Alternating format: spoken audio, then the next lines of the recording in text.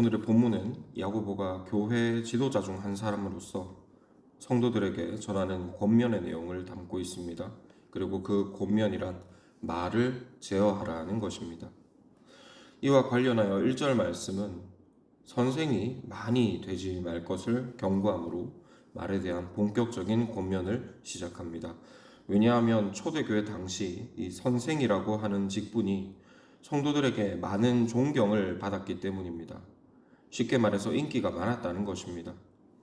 지금이야 마음만 먹으면 우리가 얼마든지 성경책을 구해서 읽을 수도 있고 또 성경에 관련된 자료도 얼마든지 쉽게 안방에서 얻을 수 있습니다. 사실 자료가 너무 많아서 어떻게 선별해야 할지가 문제일 정도입니다. 하지만 초대교회가 뿌리 내렸던 이 당대 로마 제국은 상황이 전혀 달랐습니다. 성경을 비롯하여 책 자체를 구하기가 어려웠을 뿐더러 그 글자를 읽을 수 있는 성도도 거의 없었습니다. 역사학자들에 의하면 당시 로마 제국 안에서 글을 읽을 수 있는 사람은 전체 인구의 약 10%에 불과했다고 합니다. 상황이 이렇다 보니 일반 성도들이 말씀을 듣거나 성경을 공부할 수 있는 유일한 통로는 교회에서 성경을 가르치는 교사 직분자 뿐이었을 것입니다. 그러니 성도들은 교사라는 직분을 흠모했고 동시에 많은 이들이 교사가 되기를 원했을 텐데요. 야고보는 이런 맥락에서 성도들로 하여금 교사의 직분을 너무 많이 흠모하지 말라라고 권면하고 있는 것입니다. 왜냐하면 이 교사가 다루는 말이라고 하는 도구가 너무 위험하기 때문입니다. 이어지는 말씀처럼 온 몸을 제어하고 온갖 짐승을 다 길들여도 새치 혀에서 나오는 말은 제어하지 못합니다. 말을 제어할 수 있다면 모든 것을 다 제어할 수 있다는 의미겠죠. 그만큼 말을 제어하기가 어렵다는 것입니다. 그럼에도 말의 영향력은 파괴적입니다. 마치 큰 배가 작은 키를 가지고 방향을 달리할 수 있듯, 그리고 작은 불꽃이 거대한 숲을 불사르듯 말은 한없이 가볍지만 그 영향력은 파괴적이고 폭발적입니다. 그리고 이런 위험한 말이 교회에서 주목받는 이 교사의 입을 통해서 나오게 된다면 그 영향력은 배가 될 것입니다. 그 말이 나쁜 말일 경우 파괴력도 2배가 되겠죠. 이런 이유로 야고보는 교사가 되려 하지 말 것을 경고했습니다. 하지만 이것은 한편으로는 교사로 섬기는 자들이 말을 삼가야 한다는 교훈을 담고 있기도 합니다.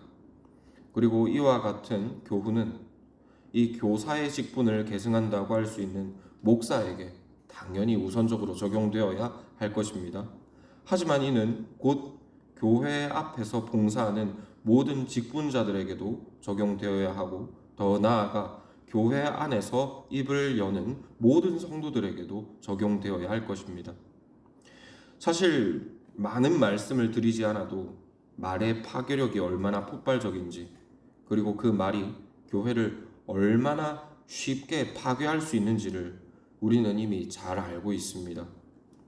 이런 불미스러운 일에 휘말리지 않았던 교회가 없고 또 말로 인해서 상처받지 않았던 성도도 없습니다.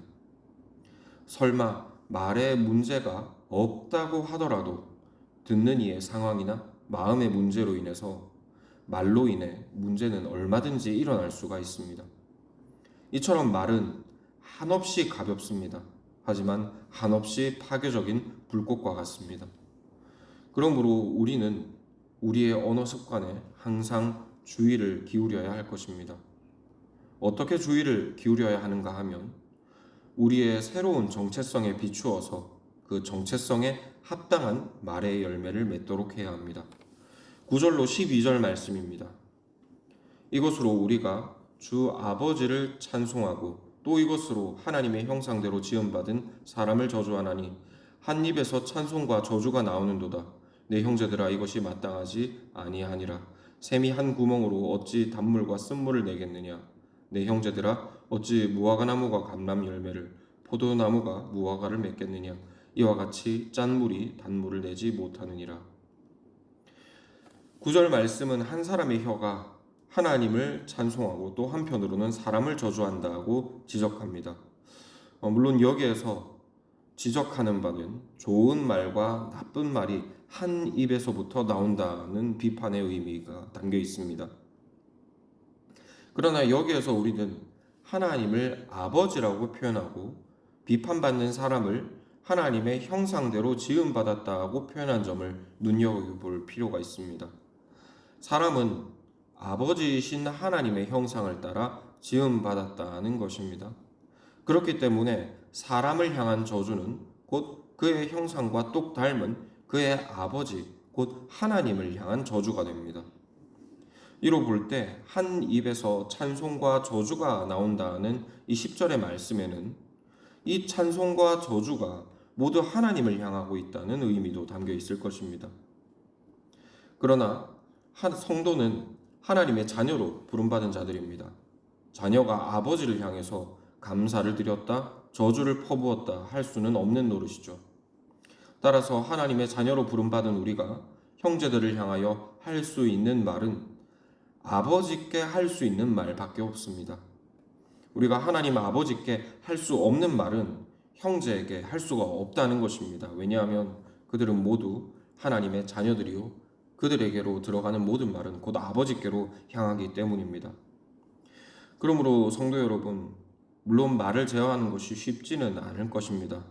하지만 우리가 형제를 향하여 입술을 열 때 그 말이 곧 우리 하늘 아버지를 향하고 있다는 사실을 늘 기억하시기를 권합니다. 형제를 그리고 가족을 향하여 입을 열 때 하나님 존전에서 하듯 말을 가리심으로 말의 실수를 줄여가시기를 권합니다. 할 수 있다면 말을 아끼시기를 권합니다.